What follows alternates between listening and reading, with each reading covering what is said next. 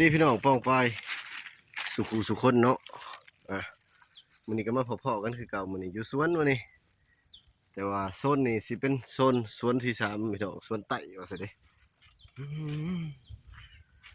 มาฮอดสวนเลยคิดว่าเพลงหนึ่งเนาะพี่น้องเพลงหยังวะบ่าวสวนมันว่าซั่นนะเอาเบิ่งจักถอนเนาะพี่น้องเนาะ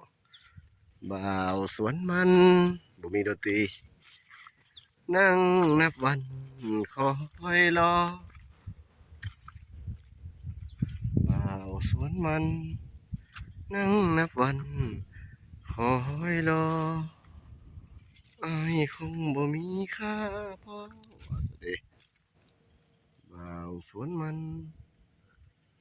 นั่งนับวันคอยท่าน้องจากไป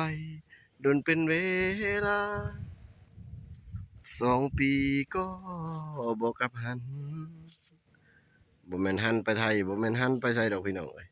หันปลูกไม้คือเก่าว่าซะเด้เนาะนี่เยี่ยมลงอีกเลยนี่กำลังยืนสับรอบแสบแหลบพี่น้องเลยนี่จะประมาณนี้แหละโอ้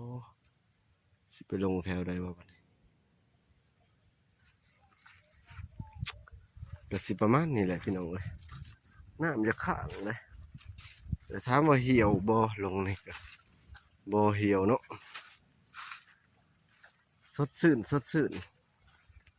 รีวิวทุ่งนาแดนนี้